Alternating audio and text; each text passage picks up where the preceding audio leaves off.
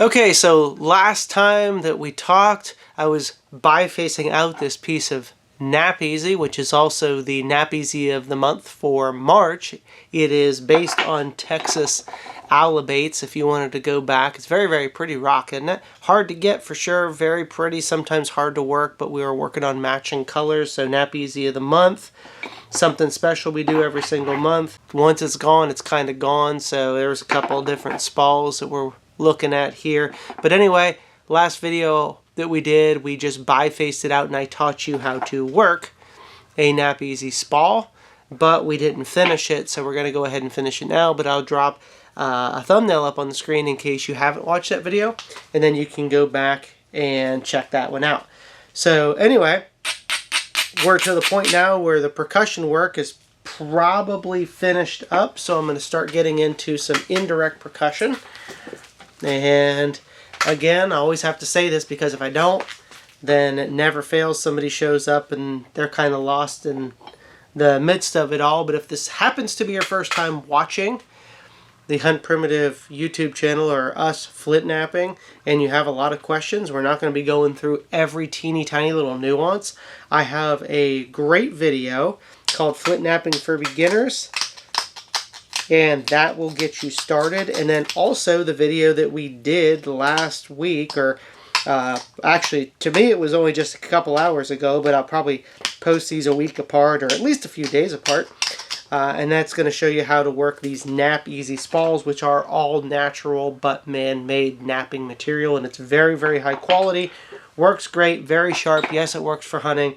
It's wonderful all the way around. It's not just a learning tool, it's a great material. And so I'm going to work through this, but you guys have seen me work enough of these points out. I don't have to explain it because there's so many other videos. So we'll probably do a, what's a nice little flake there, nice thin flake. We'll probably do a little bit of a story to nap, not a great big story. I'm not even entirely sure which story I'm going to talk about yet. I'm just kind of freewheeling this. And I don't even know what kind of point I'm going to make from this yet. I have no idea. I am just running with it by the seat of my pants. Oh, baby, that was a beaut. Look at that one. Started there, ran it all the way to there. Beautiful. Almost a complete overshot right there. Nice thinning flake. What I think I will do, should start putting some stuff here on my table instead of holding it all in my lap. I'll give you guys a little bit of an insight as to what's coming up. I don't want to give too much away yet, but you know, folks that watch these videos, they're usually some of the, like, the best fans, the top fans, or, you know, ones that want to learn how to flint nap or that kind of stuff. So I like to give, like, my core audience some inside information once in a while. And I'm going hunting next week. I did show you these at the end of last week's video, or the last video, whatever. They're kind of oversized Folsom points. They're a little big. They're not huge, but they're a little big.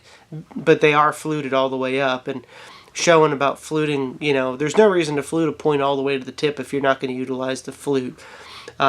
Could you flute them lower? Probably, but you're just making the point weaker. And boy, that's going to make somebody mad. They're like, oh no, it's like I-beam technology.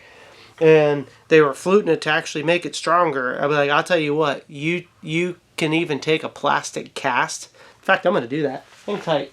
It's right behind me. I just got to find them and grab them. Take this one here and this one here. This is perfect. This is a wonderful inside opportunity that you guys are going to get to see before everybody else. Okay, so before we continue on that, all of a sudden it's show and tell. So, folks, everybody likes to overcomplicate stuff. I totally get that. And they like to apply some sort of modern engineering marvel to something. I understand I-beams, right? So I'm not stupid. But when they have a Folsom piece or a Clovis piece, I'll let you look down this thing. For some reason, they look at these little ridges and they're like, well, see, it makes an I-beam. I'd be like, no, an I-beam looks like this and like this, okay? This isn't an I-beam. These two casts, now it's not rock, these are plastic casts, but they are plastic casts made out of the same plastic, albeit with different colors, but the same plastic, okay?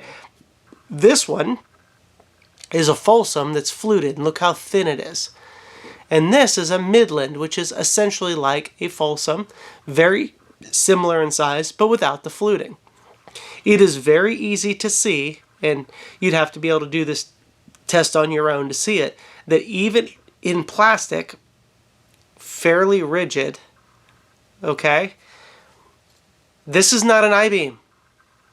Can you see how easy that bends? I could snap that super easy. This one, I would have to crank on it to snap it. So, no, hate to break it to the folks out there that think that this is an engineering marvel, that this is I-beam technology and it's actually stronger like this. It actually makes the point weaker.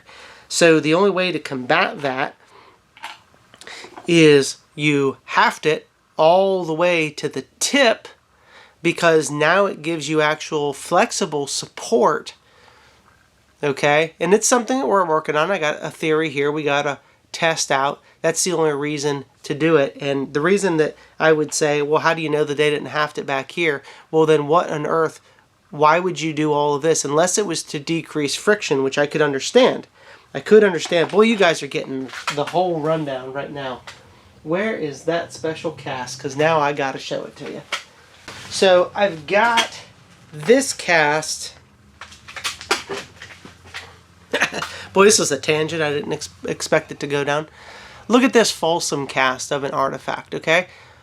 It was clearly hafted all the way to the tip. And you know why? Because look how blunt this was. If they were doing this to make it have as least friction as possible, well, then the obvious choice would be to have worked the tip down to where it was much sharper, like this one, not simply blunted out.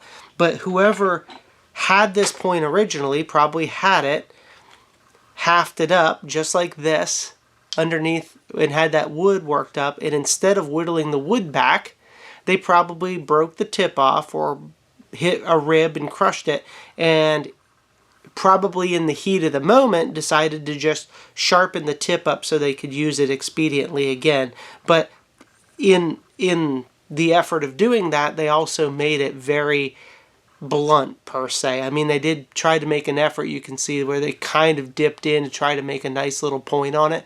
But at the end of the day, they definitely hurt the streamlinedness of the point to make it penetrate more. So if the flutes were simply for to decrease friction, and then you would haft it back here, then there would be no reason that they would have ever blunted the front out of this one, unless they were trying to do it quickly, but they couldn't shape the whole front because the wood was in the way, and that would require a little bit of time to shave that wood down. So this to me is an example of an expediently sharpened Folsom point that was then used and lost somewhere along the way, or potentially discarded. But I have a feeling there's so much use life left in this that it was probably used, probably didn't penetrate very well. Animal ran off, lost it, and they probably lost the animal too, if I had to take a guess, but I have no way of proving that. So anyway, you all just got some weird rundown on Folsom, but I guess it was kind of fun. Anyway, these are a little bit oversized. We've got some properly sized ones, but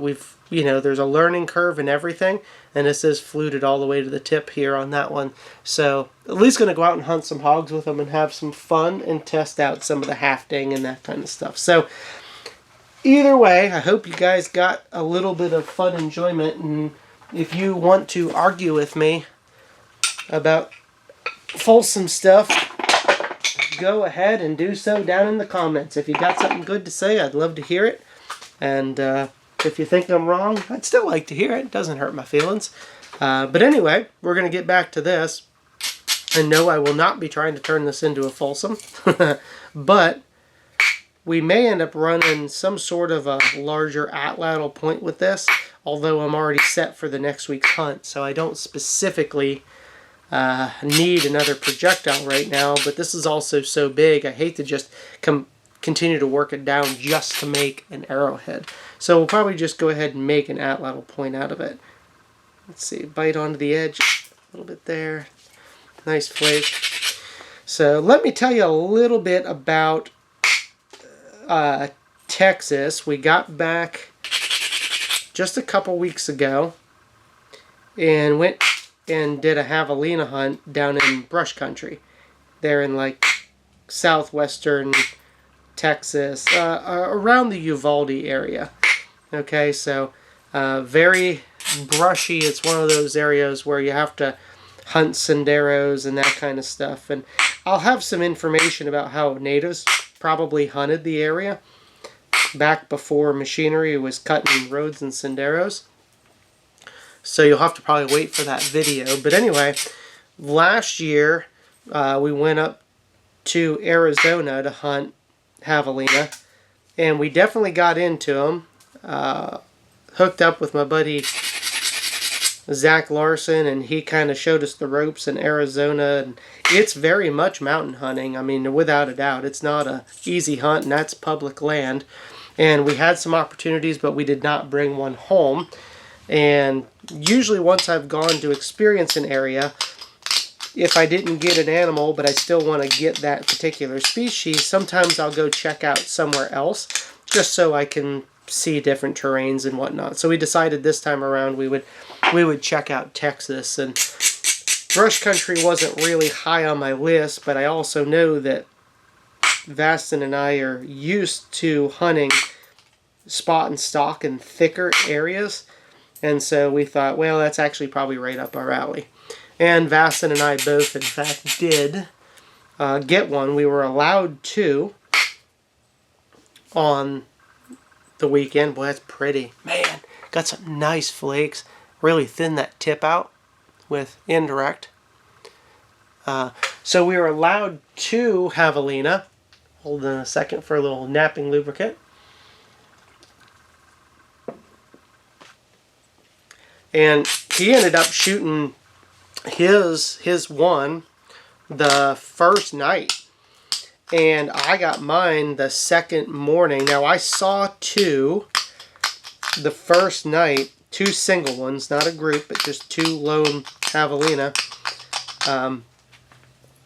And both of them were kind of on the move. They didn't hang out very long. So the way you and we were just kind of going into it blind. We didn't really know a whole lot about it. But basically how they hunt down there is they've got, I'm sure you've seen it if you've watched hunting channels before, but they've got senderos cut, which are, you know, basically just access roads so you can see some stuff. And then they put up a shooting house on stilts, and then you sit up at most people, they sit up in the shooting house, and you can look down like an X. So the roads aren't even like a T, they're kind of like this, and then the shooting house is in the middle. And so this way you can look down different directions.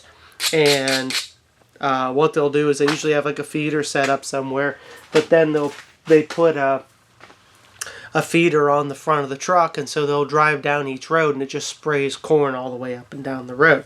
So it's certainly not like a primitive style of hunting, but like I said, we were just kind of going into it blind, and we're just trying to go and have a good fun and hunt javelina and all that kind of stuff. So it truly was a great time.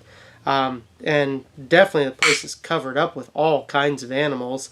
Javelina hunting was actually a little bit tougher than we expected it would be. We actually thought it was going to be a little bit easier. So anyway, the first night they go and kind of corn the roads all up, and so you're just kind of hanging out waiting and for something to show up. And the main road that they ran corn down was like perfectly downwind of the shooting house, which I didn't want to really be in anyway. So I just went to the other side of the road and I sat down there and I waited. Now I walked some of the other roads and stuff around, but there's no reason for the animals to come out on the road unless there's food out there, because otherwise the roads are just dirt. So they're not coming out to like feed on grass or whatever, at least not that time of year, because there's nothing there. The food's actually in the bush. So to get the animals to come out, you know, you corn the road. So I walked some other stuff, but there was, you know, not much going on. So then as it started to get a little bit later, two different javelinas at different times came out. But they didn't hang out very long. They were pretty spooky, so they took a couple pieces. The one hardly stopped in the road at all. The other one stopped for a little bit and then wandered off, and I followed it and got within, shoot, 12 or 14 yards, I bet, and it was behind a cactus. And the wind had been pretty good up until about that point, and I felt that wind just like shift direction and lick up my back, and that was the end of that. That one took off, and that was the first night. And then like just before dark, Vastin got an opportunity where a group came out, and he was able to get in and shoot one of those and kill it. Then the next morning, I went out and decided I would just get up in the shooting house. There's nothing I can really do from there, but basically I could at least see all the directions because it is a little bit hilly. It's not super flat. So I was like, well, at least I can see down all the roads. So I was expecting as it gets daylight that javelina are going to come out everywhere. And I mean, it's just going to be, okay, well, I got this opportunity. Now these ones are done. I'll go move on to the next. Man, it was quiet. I saw lots of deer. But not a single javelina until like 9 o'clock in the morning. And then I look and I was like, well, I guess none are going to come out. And I just kind of gave up hope and looked down the sendero. That's a nice flake. I was trying to get that back piece off. Looked down the sendero and there's one lone javelina down there. And I thought, it's now or never. And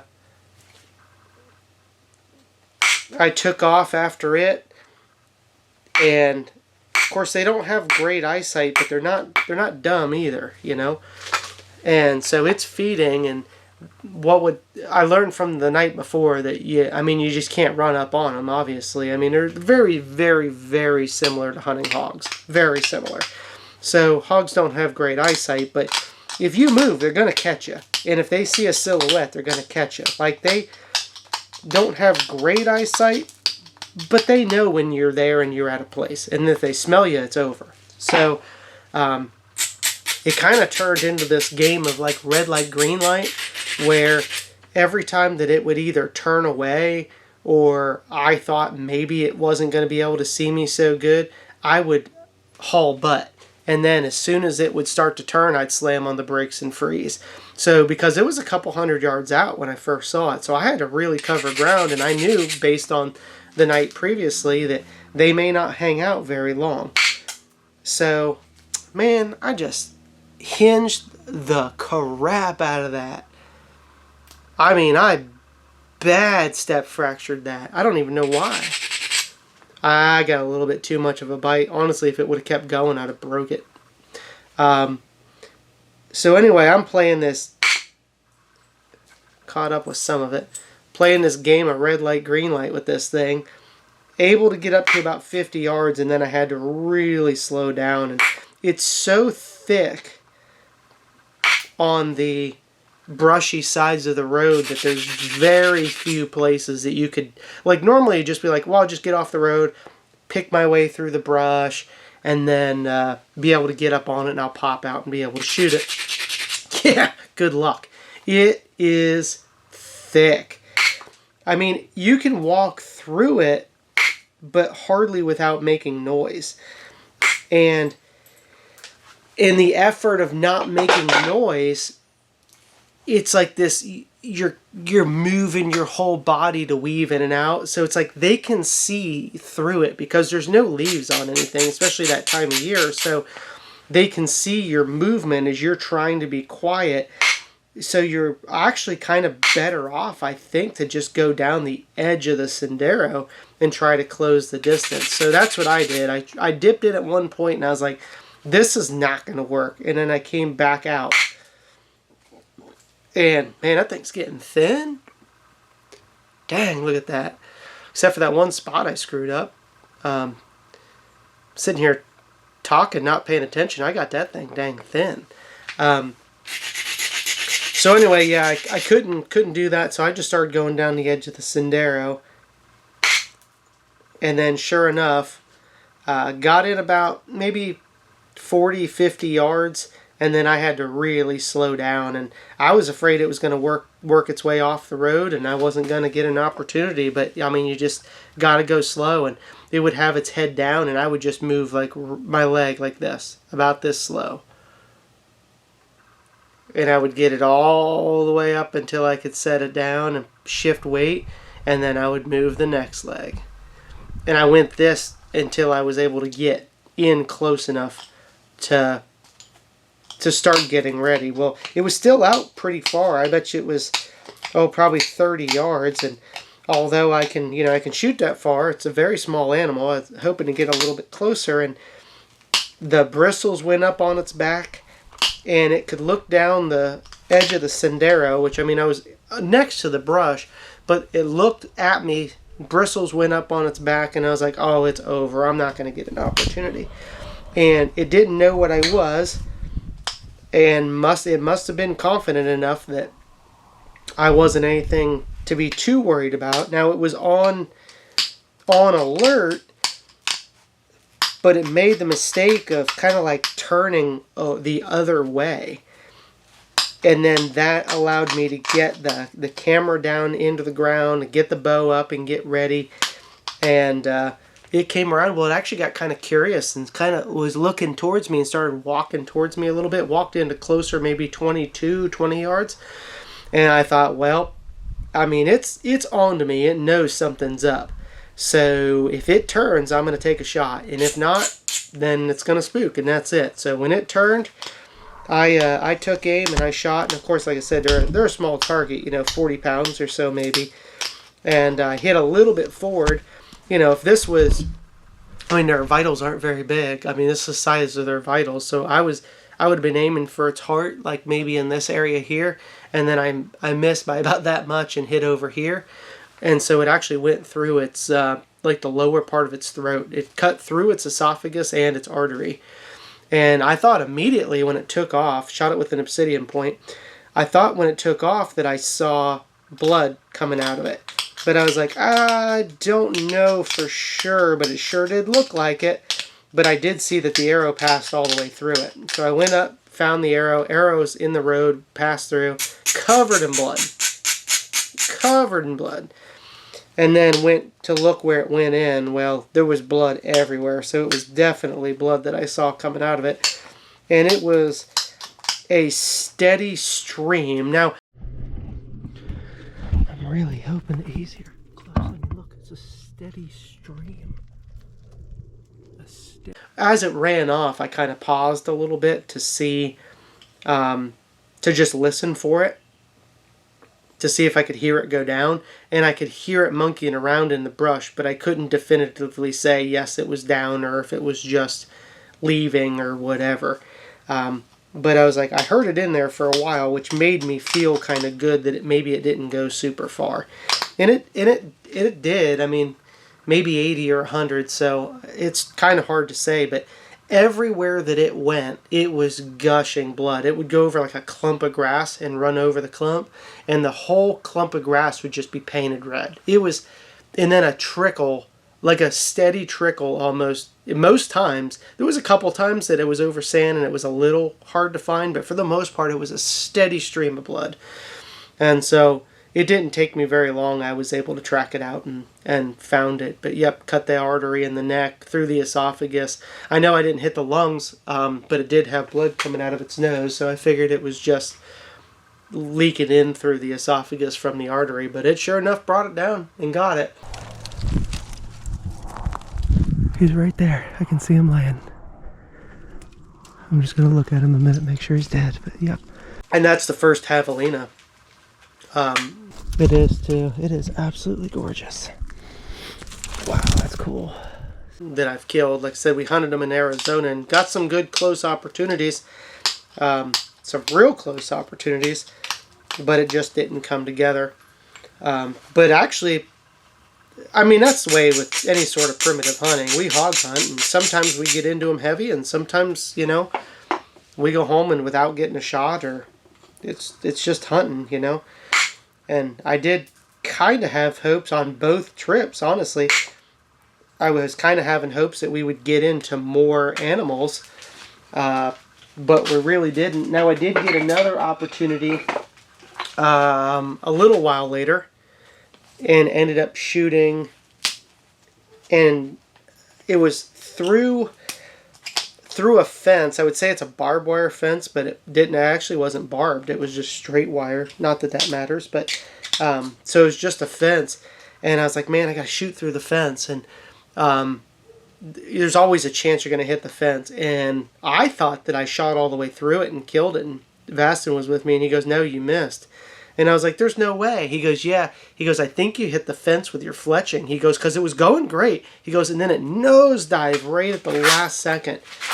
He goes, and it nosedived hard. He goes, I think you hit the fence. And I was like, man, that stinks. So I didn't get that opportunity.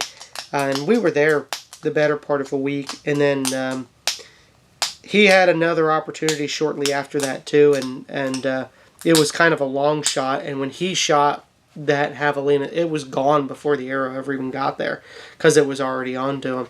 So, I mean, we saw some, but the stalks were tough because the wind is just constantly swirling in that place, and you have to try to move really, really quick once you have an opportunity. So you can't just take your time. Like, we tried that. We had a big group at one point, and they were like feeding down the sendero towards us. And so we're like, let's just hang out and let them come to us. It's like, the wind's perfect. We won't have any problem. And they kept getting closer and closer, and they were inside 20 yards, but we needed them to come past a little bit of brush and then turn sideways. And we had been at it for, I don't know, 15 or 20 minutes, 30 minutes maybe, watching them. And then all of a sudden, I felt the wind shift, and I nudged him with my elbow, and I pointed to the wind. I was like, wind just shifted. And he felt it, and he goes, yep. And we waited, I don't know, couldn't have been more than 10 seconds, and all of a sudden one made a grunting sort of a noise, and they all took off. And I was like, yep, the wind got us. It's just, you just can't rely on the wind. Definitely a different type of hunting. And that all being said, so either way, we each got one, so I'm not complaining. I'm very happy with that. And speaking of being happy, I'm actually very happy with this. And we got that thing nice and thin. I mean, I don't want any thinner, especially for an atlatl point, but it's wide. So the only thing left to do now is to basically notch it. I suppose I'll just make a... You know what I want to do? I want to do something different. I want to do some basil notches. I normally do... I'll come up here and I'll do corner notches. Part of me wants to do some basil notches. Don't know why. I just want to, because it's different. Let's do that. In fact, what I'm going to do is I need to go get a different flaker. Okay. I'm going to notch it out. I want to look at it one more time. I'll tell you what, that is some pretty stuff. That's a really pretty piece. A lot of white in that one, as you saw. I don't normally do almost like Calf Creek notches per se, but that's not... I'm not going to try to make like a proper Calf Creek. I just want to run some basil notches, and maybe with a slight angle. I don't really know. I just don't really do that, so I kind of want to anyway. And the reason is I kind of want to make like a wide, beefy atlatl point anyway, so I'm just having fun. That's all I'm doing. If I mess it up, I mess it up. So I got to try to eyeball this where I want this. But anyway, so now I get to kind of tell you guys what I'm up to a little bit. So the hunting javelina thing it was always something that I wanted to do anyway, but there's a little bit of purpose behind it. So as you either already knew or you're fixing to, but hunting with the atlatl is not something that is widely open in many states. And so like where I live here in Florida, we don't have much for atlatl opportunities, except for, we can hunt hogs on private property, and you can hunt alligators to an extent, just as long as it's got a line attached to it. And you can, spearfish with it and that kind of thing, but you can't hunt any deer with it. Obviously, it works really, really well, but that's just the way that the laws work, so you're just not allowed to do it. And then anything inside of a high fence, so that's why more times than not, if we want to do something else, we'll hunt something inside of a high fence, because otherwise we're just stuck with hunting hogs. Is pretty much it. So, but then what's funny too is you're not allowed to, because I thought this was a loophole, and I was like, oh cool, this will be fine. I'll just go kill a whitetail inside of a high fence. Even though, as most people think, oh, it's in a high fence, it must be tame, or in this. No, they're actually harder to kill in a high fence because they're used to being hunted. So it's actually a more difficult deer to kill than it would be out in the wild. It's actually worse than even public land, believe that or not. So the stigma of a high fence being a petting zoo or tame is actually not true at all. But I'm not even allowed to hunt a whitetail in a high fence in Florida because it's a game animal. So I just don't have that option at all. So I would like the opportunity. I said I wasn't doing a Calf Creek, and all of a sudden I'm working this notch in here really far. I want the opportunities to hunt some other stuff, and so that gives us an opportunity to do the bison projects and all of that. Well, obviously I've heard it before whenever I'll do atlatl hunts, and they're like, yeah, well, I mean, there was no hogs. That's not in context anyway, because I talk about hunting in context fairly often. They're like, well, yeah, go kill something that's a native species in the wild and all this. It all comes down to opportunities. And yes, hogs were not here at that point in time. They were introduced by the Spanish. But I was fairly certain that hog hunting and javelina hunting would be very, very similar, which, it's hard to make a claim because without doing it, right? I always tell people, unless you've done it and have the proof that you can do it, man, I got this thing stalled out here pretty bad, then you can't claim it. Because people claim stuff all the time and they don't know what they're talking about. So in order for me to not be a hypocrite about it, that's funny, as I'm working this notch in, it's like somehow I ended up chipping around and hitting, like I went like this. It chipped around and knocked this whole corner off. What was I saying? It's like, yes, the hogs are not native here, and that's it. Boy, I got distracted real hard, didn't I? Wow. But javelina are very much similar. That's where I was. I got it now. I got it. Yeah, you can't claim to know something unless you go do it. So that's why I wanted to go hunt javelina so bad, was because I wanted to know how similar it really was to hunting hogs. Like, I had a pretty solid idea, but I didn't know for sure, so I wanted to make sure that I put in enough time, actually killed one, spent some time hunting them. They're pretty darn like hunting hogs. Very, very, very similar to hog hunting. And a lot of people don't know this, but we used to have, during the Ice Age, 2 different species of javelina, or peccary, and one was the flat-headed peccary. I think that's Platagonius. I don't know. I probably might be saying it wrong. I don't know. And then Myoonus would be. It doesn't matter. I don't care about the Latin name for all that kind of stuff. But there was 2 different larger peccary species that lived in North America at that time, the long-nosed and the flat-headed peccary. and they were in fact in Florida and over most of the United States. And so, yes, we did not have hogs to hunt, but people, at least in the Ice Age, before the Younger Dryas extinction, had peccaries that were larger than the modern day peccaries. Let's say modern day peccaries 30, 40 pounds. The extinct peccaries could be up to, 150 pounds, give or take. Very similar to the wild hogs that we have today. So it's funny how you lose one, but now you've got something else that's very, very similar.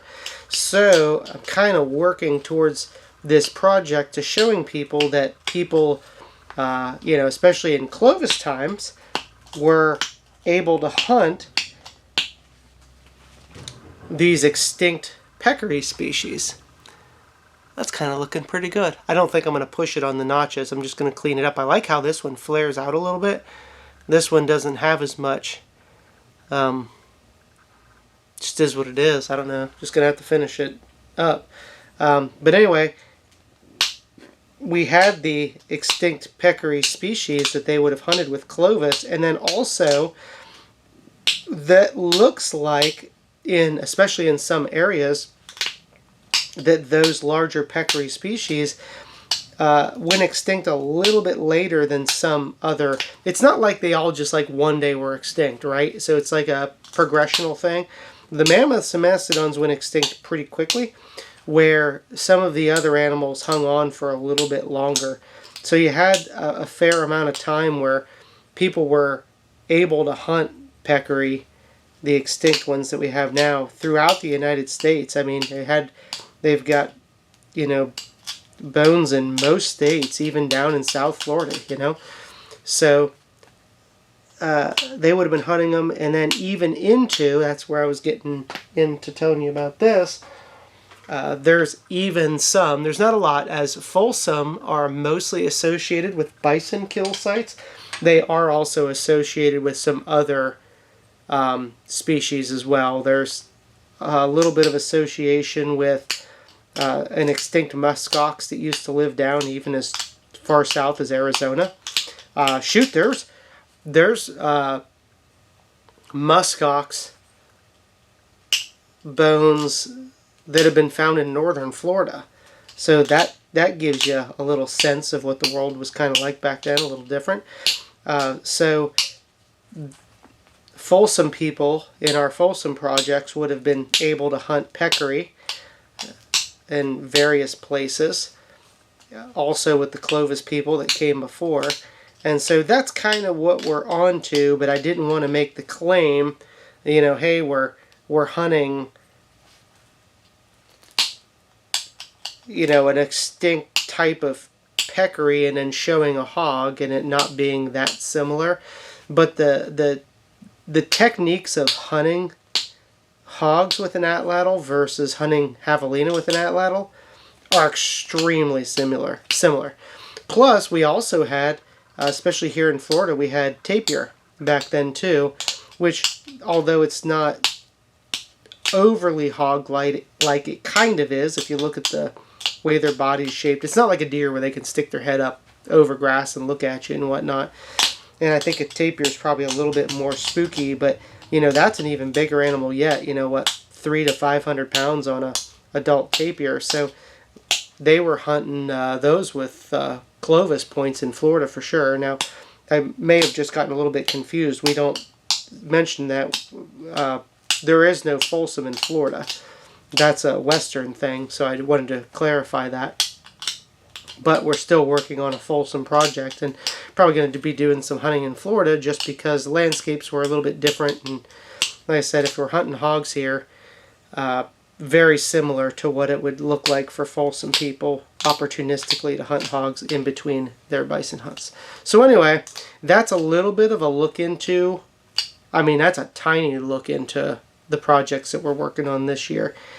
But yeah, I'll be taking some Folsom stuff out, a little bit oversized, Clovis-ish / Folsom, and then trying to do some hog hunting, and that's basically, like I said, because we're not legally allowed to just go pursue whatever animals we want with the atlatl. But we're still able to make it into some pretty cool projects one way or another, and hopefully we'll have even more atlatl stuff this year to come. So anyway, I think I'm done with this. I don't really want to take it any further. I do wish I could get that. Oh, good. Wish come true. I said I wanted that notch to be just a little bit better. And I think I got it. I do wish I would have made that that one ear on the back of this just slightly better. That's a cool point though. Well shoot, now I just made that notch better. I want to make this one a little bit better. Yeah, you're going to improve it right until I snap it, huh? Alright, fun story. So anyway, that's kind of a good little look at what I was up to. Boy, that's a pretty point, isn't it? The colors on that thing. That, you have a hard time telling me that doesn't look like Alibates. We nailed that one, didn't we?